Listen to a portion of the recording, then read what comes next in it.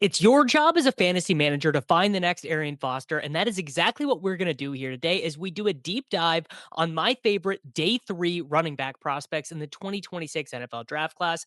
I'm not going to lie to you guys, it is not necessarily a particularly great draft class, but I've done the work working on the slap model, finding 3 guys that I think I can identify as realistic and legitimate sleepers. Now, before we get into it, we got to talk a little bit about what makes a sleeper running back. I mean, one thing that I think we all know at this point is that draft capital, where a running back is drafted in the NFL draft, is going to do a lot about explaining their future production. And in fact, about 70% of future running back production can basically be recapped by where did they go in the NFL draft. However, I've been doing a ton of research this offseason with the slap model, and I've found what, basically everyone else has found. Dwayne McFarland at Fantasy Life, JJ Zacharias, and the guys over at RotoViz. It's basically if you fall outside the top 100 picks, what was your receiving production in college? What share of the college offense did you have? How many routes did you run?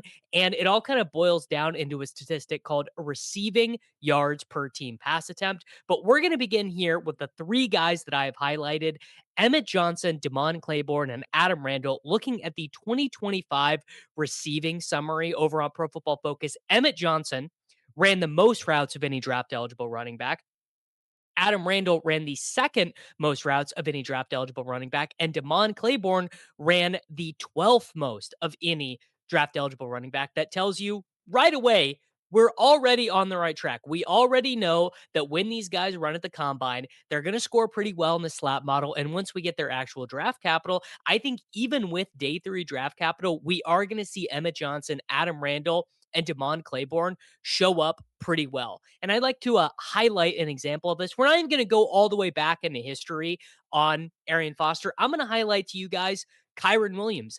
He was the 164th overall pick in the 2022 NFL draft. Didn't play at all as a rookie because he sprained his ankle on the very first snap of his NFL career on kickoff coverage for the Rams, and then was a huge breakout. How could we have seen this coming? Well, he ran 335 passing snaps in 2021, 337 passing snaps in 2020.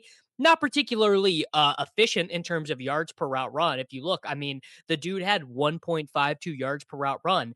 That for a receiver is basically, I mean, 1.52 definitely is not bad for a college running back, but it's not great. But what does it show? I mean, if you go downhill and you think about what is running all these routes show, your coach wants you on the field on passing downs. They think that you have the ability to either be an asset in pass protection or catching the ball. And we know that catching the ball ends up indicator of fantasy points. So I really do think it's an insanely simple way to think about these guys. And I want to begin with Claiborne. I highlighted him in a video last week, a YouTube short about guys who are expected to be absolute freaks at the NFL Combine. Claiborne is definitely one of them. He was the fastest guy in college football 26, which I just think is sort of interesting. He doesn't necessarily have a receiving profile bet, but he played a ton of receiving down snaps. 55 receptions in college, again, is not nothing. No, actually, he does not score particularly well in the slap model when it comes out because his receiving yards per pass attempt was not great. So, what I'm highlighting about him is just the fact that he was out there for a ton of snaps. And I know you're going to say, Davis, like the correlation there is not great. So, first off, you got to remember we are looking at guys who are generally not playing on great college football teams. If they played on great college football teams, well, they wouldn't be day 3 picks. They'd probably be like, one of these Ohio State guys going round 1, round 2. Claiborne also has awesome kick return stats, which is something that is kind of hard to weight in a model because you get weird sample sizes, but something that I really like to think about for a lot of these guys. However, I expect him to be awesome at the combine. And generally, guys of this profile, like Claiborne, you're going to find that these guys, kind of the 190-pound speed score guys with like really strong elusive rating, you're going to find that these guys can end up earning a ton of playing time early in their careers because they're explosive. They convert limited volume. And then when you convert on limited volume, you have a chance to break out because your coaches are basically like, well, I don't have any excuse but to play Claiborne. So he actually is sort of the least archetypical guy of what some of the most recent hits have been. A lot of the most recent hits in terms of guys who have really broken out as day three picks have actually kind of been bigger bodied, non explosive guys. Kyren Williams, Miles Gaskin, Alfred Morris, Chris Carson. Now, Chase Brown actually is a pretty good archetype for Claiborne, an explosive guy who was not an efficient receiver in college, but played on a ton of passing downs. Elijah Mitchell would be similar. Andre Ellington would be similar. This, by the way, is just a list of the best fantasy football seasons from day three picks of the last 15 years and guys who just scored over 7 PPR points per game. I mean, even more realistic would be seasons like Jerome Ford, Theo Riddick, Alex Collins. He's a bigger bodied guy. Mike Gillisley. Keep in mind that hitting a Mike Gillisley season with a round four rookie pick or a round 20 pick in the big board is just unbelievably massive.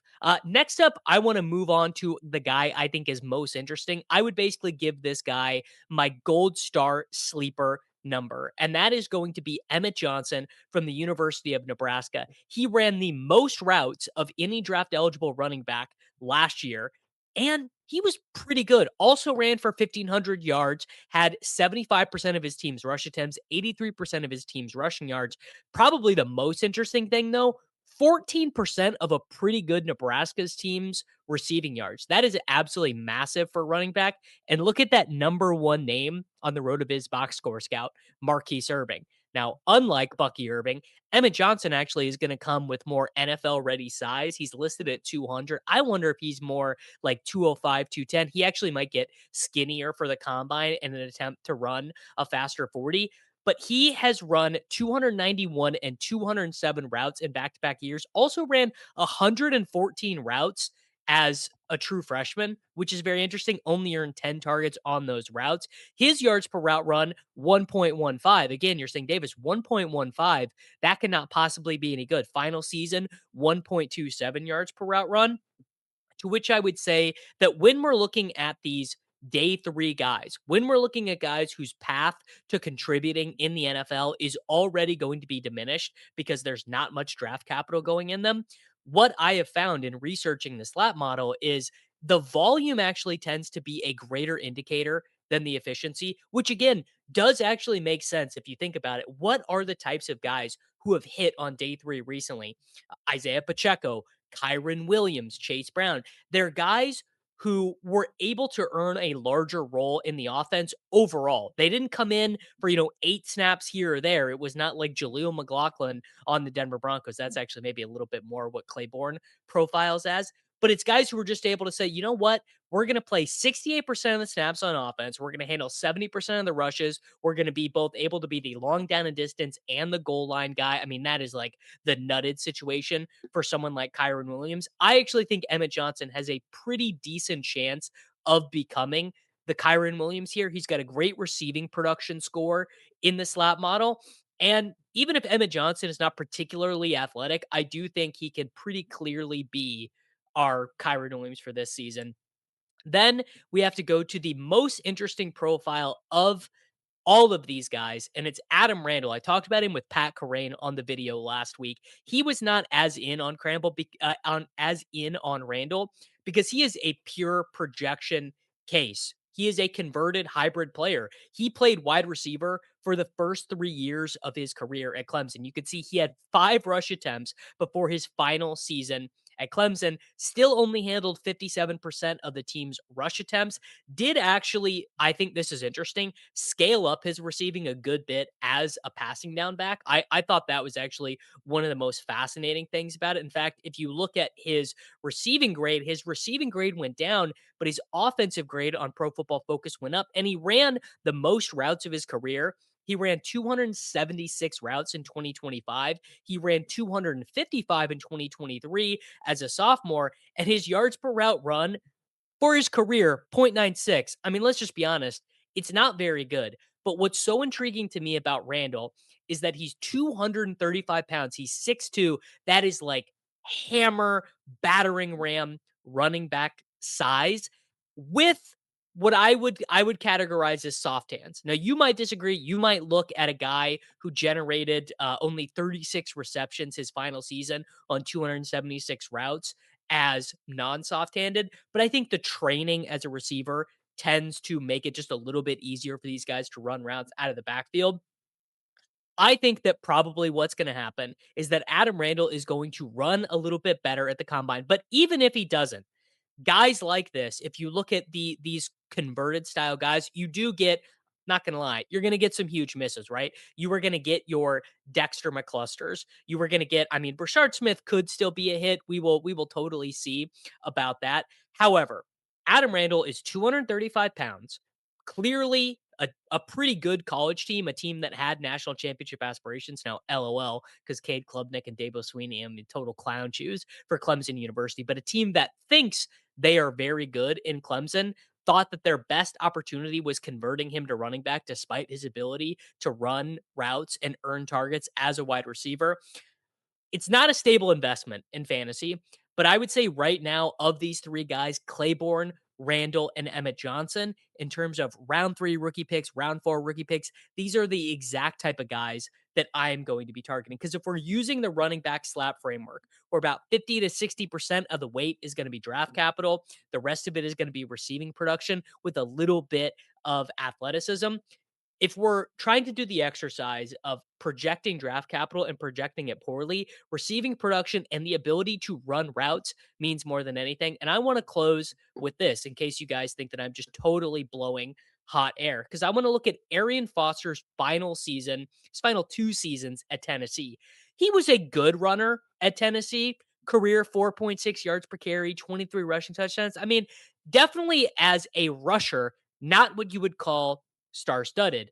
What was awesome about Arian Foster? The receiving production. 83 receptions, including 14 receptions as a freshman, 8.9 yards per reception, including 10.6 as a freshman.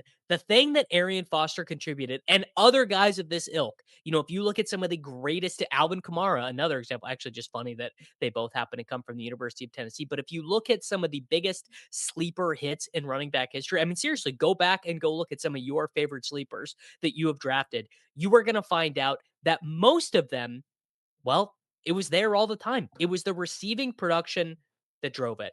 My final ranking of these guys before knowing landing spots, before draft capital, in terms of raw ranking, is Emmett Johnson, Damon Claiborne, and Adam Randall. But in terms of my feeling on their profiles, I definitely like Johnson 1, Randall 2, Claiborne 3. Now, Claiborne might run a 4. I mean, he might run a 4.25 40, and then things are totally going to change for him. But even strong day 3 profiles have pretty bad hit rates. Our goal here is not to predict with certainty, but I just want you guys to be thinking about the anatomy of a breakout with these day 3 gyms. If you learned something from this video, make sure that you like it. Make sure you are subscribed for daily fantasy football videos and comment down below your favorite sleeper 2026 running back.